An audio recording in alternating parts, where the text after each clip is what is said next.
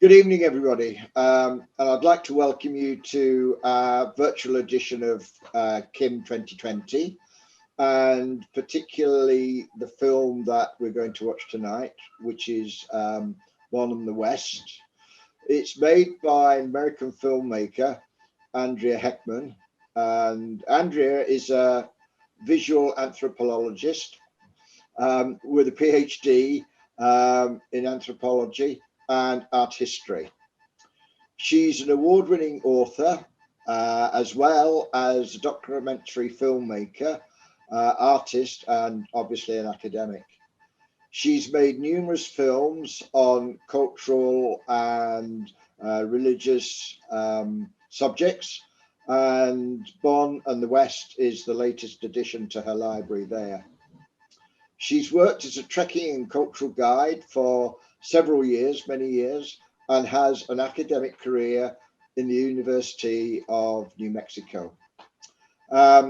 Obviously, as part of her work, she travels extensively, mainly in South America. And she also serves on the board of the Society of Anthropology and the American Association, and the Chamaling Bon retreat, is that right? Yes. Yeah. So, Andrea, I'd like to welcome you to our festival tonight.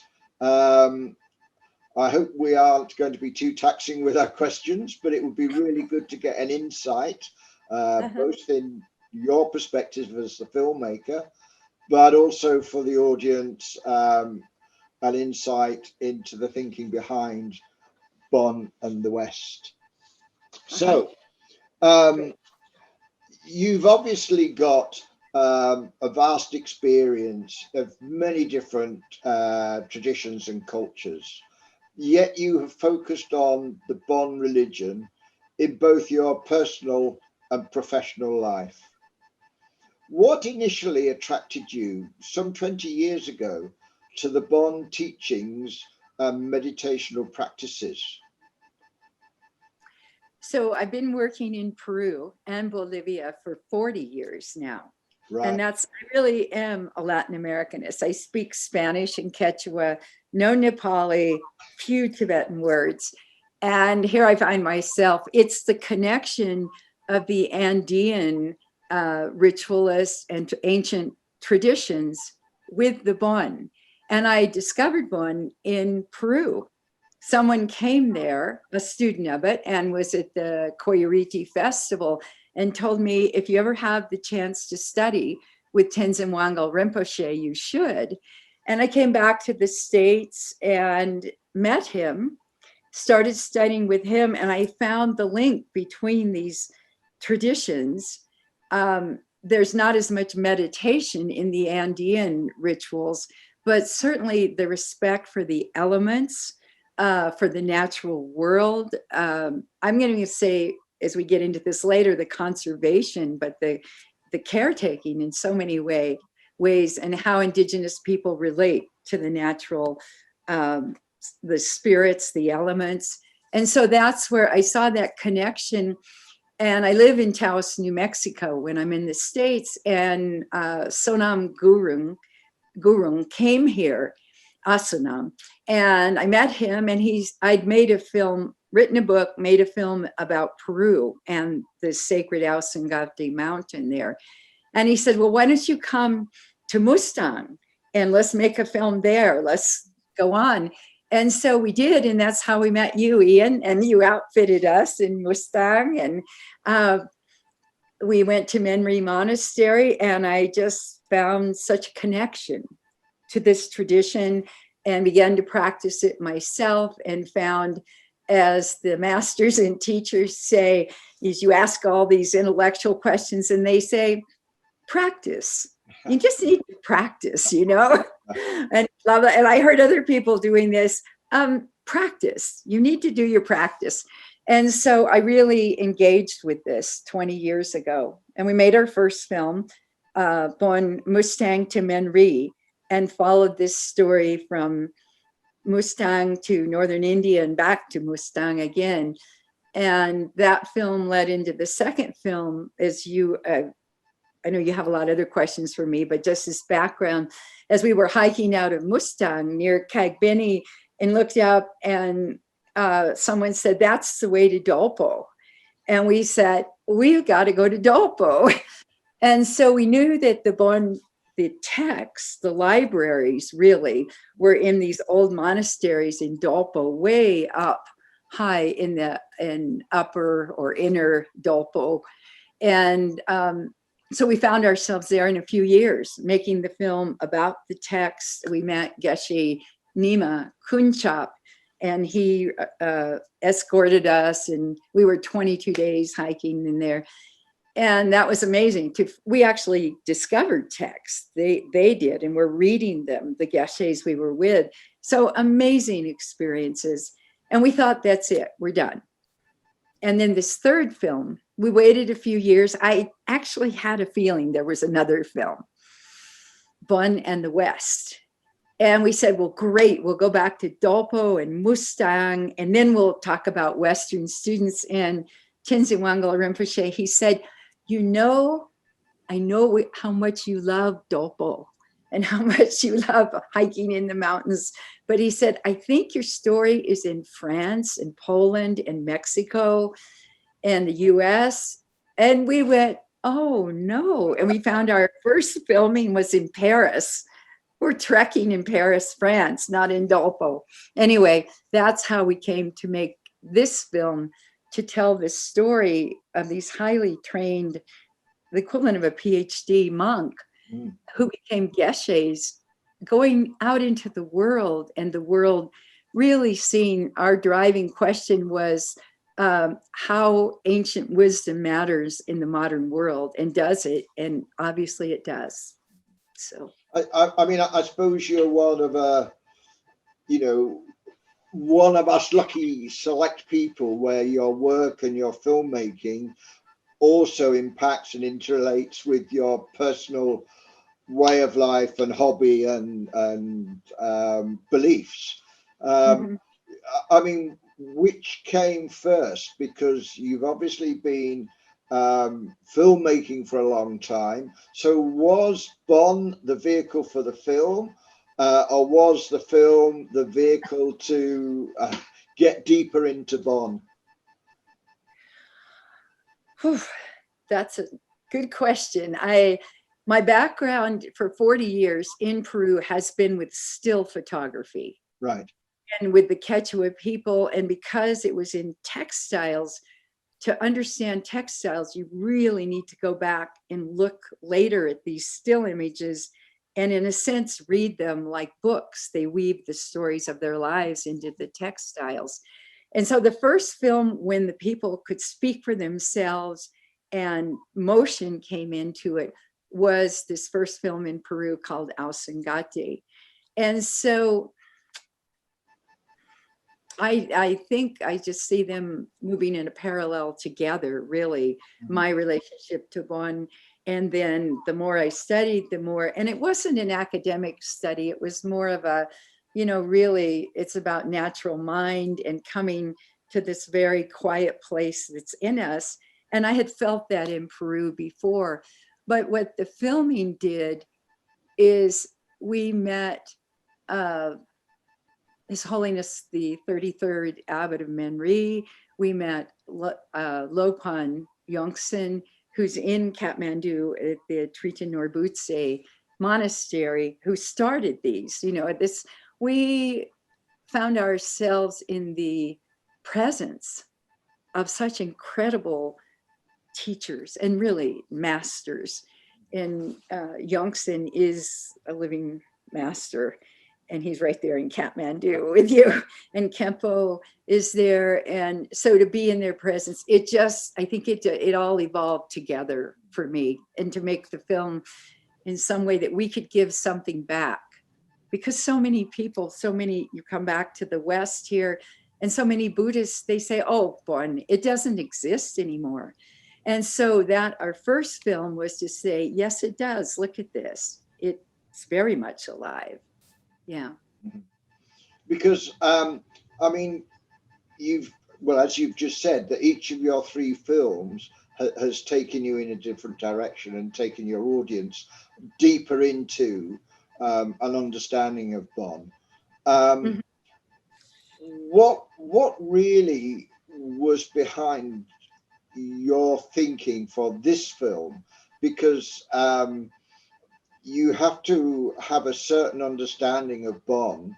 I mean, I had to watch it 2 or 3 times to, sort it all out in my mind. Yeah. But I mean, it's obviously not an introductory film for anybody interested in Bon. So, Uh-huh. what was the sort of segment of the audience that you were aiming the Mhm. film at? What do you think Yeah. the main audience type would be? Well, each film of the three is a standalone. Mm-hmm. And yet people who see them say, oh, you have a series here. You have a series. Well, the first one, as we tried to say, look, it is alive and well. It has come into the modern world and so many geshes are being trained. And we finished the film and we thought, the first person that raises their hand says, what's the difference between Tibetan Buddhism and this? I can't see the difference. And we thought, oh, we thought we told that in this film, but we must not have quite hit so we'll try further. But we came to a deeper understanding. Our editor didn't know anything about Buddhism at all. So he asked wonderful questions. Tad, our cinematographer, Tad Fettig, he's a practicing Buddhist. And so all these questions came up in our discussions of making the films. And by the time this one, Bon in the West, well, we saw, I mean, you want to call it an explosion, but it's this going out into the world of trained Bon geshes. Some came in through Italy, through Europe, and now they're in South America teaching, in Canada, the US, and all over the world. And so we realized there was more of a story to keep following these teachers and then the older masters and the evolution, because this, like Buddhism, got squeezed and came out of Tibet through Mustan, really, Yeah. into into the outer world. And actually, it's a gift to the outer world that in this crazy, chaotic, busy world, that we can find quiet meditation and go inward. Yeah, I mean, you've almost generated another question, which is, what is I mean, respectfully, what is the attraction in today's society? I mean, one of the issues that, I have is that we come from a certain generation where we accepted whatever was going on. And I mean, I've stayed in lodges where I've been grateful that the water didn't come through the roof and the wind didn't come through the windows, But nowadays, people want Wi-Fi, and if the lodge hasn't got Wi-Fi, they'll walk another 5 miles to the next one that has. What is it that Bon provides these youngsters? Because in your film, a lot of the people that we see, Westerners, are young. Mm-hmm. So Well, I think what what's do you think they get from Bon that maybe they don't get from normal, dare I say, normal Buddhist philosophies and teachings? well, I think it is in Buddhism, but Bon is so connected to the natural elements. And we see the elements outside of Yeah. ourselves and Okay. move through the world. And then there's that realization of these elements of fire and earth and water and air and space inside of us. Mm-hmm. And that when we balance those, or we find this calmness. And in some of the chaos you saw in the first couple minutes of the film, we juxtaposition the chaos of Paris and New York City with the quiet you find. And when you start your day with meditation or that quiet, I think you engage in the world in a little different way when you go out into it, even if you're riding the subway in New York City. And we also wanted to show so much the geshes as their humor, their wisdom, their knowledge, but the humor. Like when Kalsang was told, well, you just get on the subway in New York and come over and see us. And he said, I was so scary. He said, I didn't know what to do. And he trusted, and he walked up, and this person came towards him, and the person that came towards him spoke to him in Tibetan.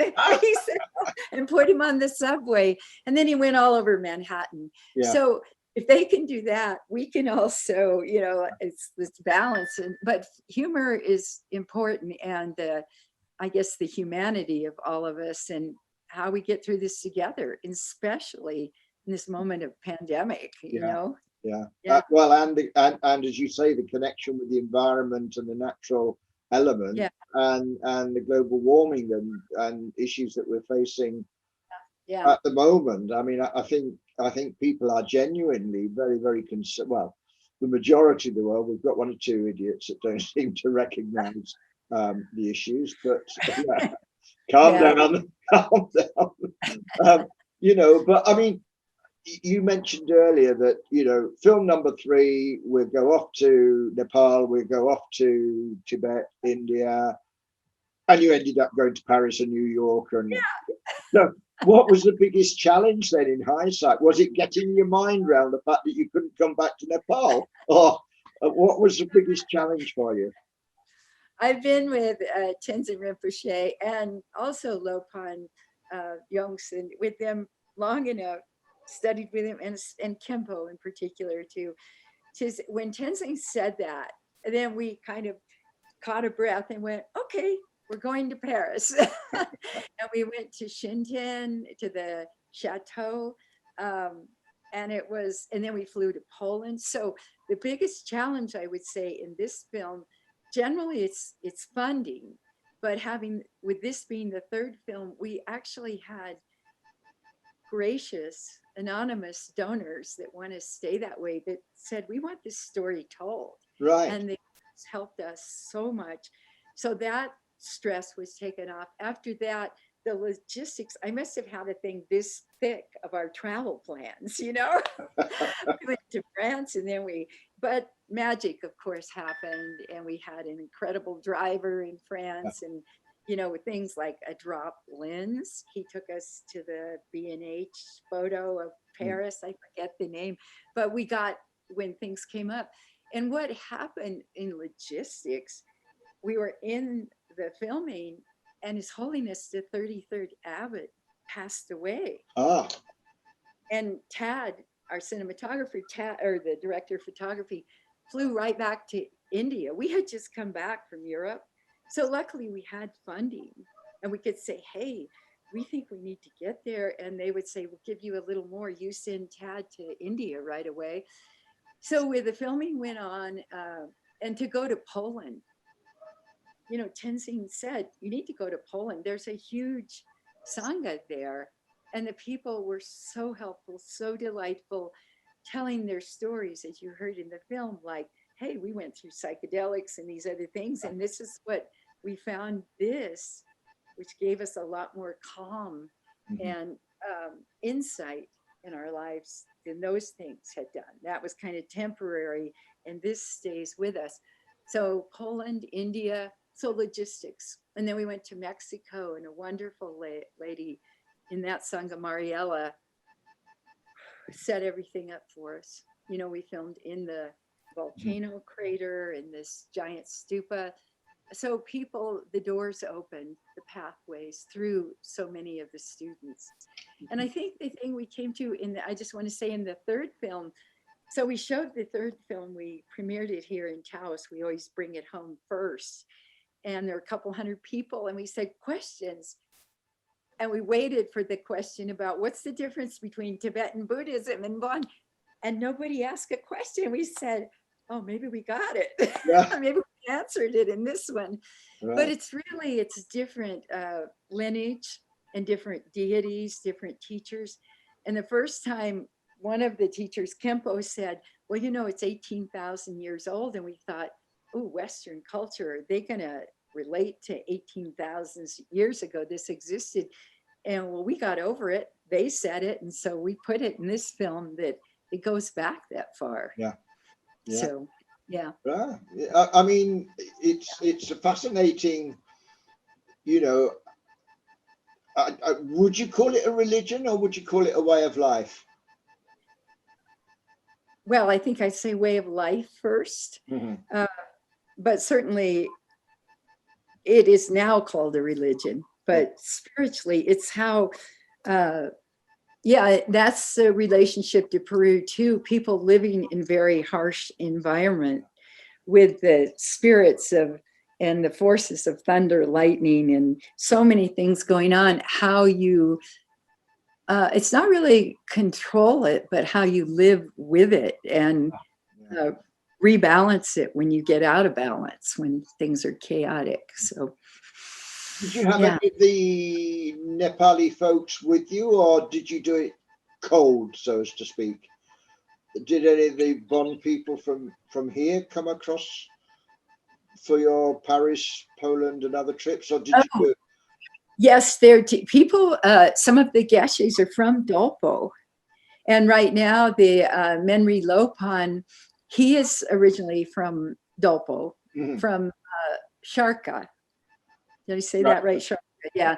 And so when we went up into Dolpo and we went to Dotara, we never got over to Sharka, but you know, he was working with a school and a medical center, and so the Geshes that we met that had come from Dolpo and now teach in the West, that was fascinating. That realizing, knowing where they came from, and them trying to show them learning the challenge of learning English or whatever language, French or a little bit of Polish, to try to communicate these ideas from Tibet, that there weren't always words in these other languages. So very challenging. The challenge for us was the filming, but the challenge is for them to teach in a different and live in a different culture. You mentioned earlier about the connection with the environment and the basic elements. As you know, we've got this big explosion of rampant road building, basically under the guise of community development, but I would suspect there's other motives behind it. And Dolpa in particular now unfortunately is seeing a big expansion in road building. Can you see a conflict, or do you think there will be a conflict? I mean, with the monastery at Foxendo, I would imagine the road will go up to Foxendo because that's where the upper lower border will be. And I can see the local people seeing the attraction of motorized tourism, you know, which is really going to put the monastery possibly in the center of, you know, tourism in Foxendo, a problem. Yes, definitely a problem. Yeah. I think the education of, tourism, trekking, when you have to get there on your own feet. This is what I learned. Well, and I have to say, while you were graciously called me an anthropologist, I am a visual through photography. That's where I found my place, and more creative writing than strictly academic writing. But in Peru, when I first went in 79, yes, a parallel, the roads weren't there. And I saw a road built into this area of the sacred mountain that when you walk, you move at the same pace as the people there live their lives. And you get there on your own feet. Even if you ride a horse a little bit, it's not like motorized when you just whip through. And I will get back to it, but about Dolpo, but in Peru, they built a road Peru and Brazil, connecting the Pacific Ocean to the Atlantic Ocean. And it went right through, like you're saying, places. There's no place like Poxindo anywhere else in the world, but it's a sacred areas. And some of the local people worked on the road, and it definitely changes. When I went back, with a very heavy heart, and they said, well, we can get to the clinics in Cusco now if we need to get out for medical things. But then I found young people who got on the bus in the morning and went to visit their father up in the mountains and came back at night. It just seemed like it didn't move at that pace of appreciation when you walk through it. Yeah. Have time to look, and you stop, and you're doing it more, I would say, on their terms. Now, so the modernization brings certain elements in, but it can bring a lot of harm to, Oh, yes. a lot of destruction, Yeah. and disrespect Mm-hmm. for what's there. Yeah. I've certainly seen it here that, the local culture gets diluted. They want modern medicines. They forget what the local herbs and plants can do. You've obviously got the clothing changes.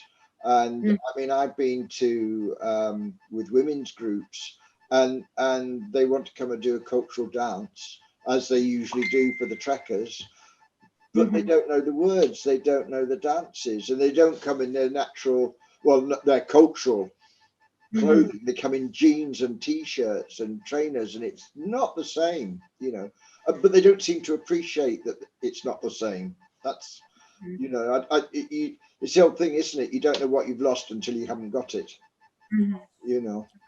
So I think that's, I could go on talking for the rest of the evening or the rest of your morning. But for those in our audience that want to know more about you and the work that you've done, do you have a website? Do you have a blog? Is there somewhere that people can go to follow what you're doing? Yes, my husband, Ken O'Neill, has also been very involved in these. When I got into filmmaking, so did he. He got into editing. And we have a website. Well, first you can just Google Bon and the West film, and you'll see it'll bring up more about this film, and it'll link to us. We have a website called Stone Corral Media, and it has stonecorralmedia.com. And it has my photography, Ken's paintings, both our books, our films are on it. So it's stonecorralmedia.com. And there's so many places you can go to learn more about the Bon tradition. Ligmicha International, that's Tenzin, but you can go to Tenzin Wangyal Rinpoche, or even TWR. He's on Facebook, and he does a lot of Facebook Live. And so I was so impressed with the Geshes. They were using WeChat and things like that before we even knew what it was. So they very much embrace technology to a good use, I think. Yeah. We went into right up on the Tibetan border in northern Dolpa 2 or 3 years ago, and at that time people, I'm sure they were sort of saying it to humor us, but they were saying, we were one of the earlier foreign groups to go through their community, and like 6 months later they've got their own Facebook page, and they don't catch up, but they're certainly on the move very, very quickly. I don't know, it'd be interesting to see what it's all like in 10, 15, 20 years time. I do hope that modernization does not ruin, what is a truly unique region of Nepal, and obviously Bon as well. So is there anything else you'd like to share with our kimff audience? I'd really like to go back to that 39 years ago, 40 years ago, would have been for me in Peru, but I can't get there this year, Yeah. is I started with trekking and I started with guiding. And this is kind of a plug for you. I think it's very important that you go in, if you are a trekking group or you would like to go into these areas, that you go with people whose hearts and lives are very involved in the region and in respectfully going through the area and interacting with the locals. And I think it's so important. I work in Bolivia. I take groups there, and I love that country so much. And it's been occasionally called the Tibet of the Andes, Right. because it's so remote. Yeah. And I just feel like I fall in love every time I go there. Yeah. And Peru for so many years too. And certainly getting to go to Mustang with you and with a Jigme, and just the experiences of going with people that are so deeply into a culture, love it, the history, and help you have such deep interactions. Not just, I'm going for a week, and in Dopo you can't go well, but with roads, I understand now you can get up to Lomantang by road, and when you go on your own feet, it really means a lot. Well, it does, and sadly, the road issue, when you walk in, you stop at every village because the villages seem to be a day's walk apart.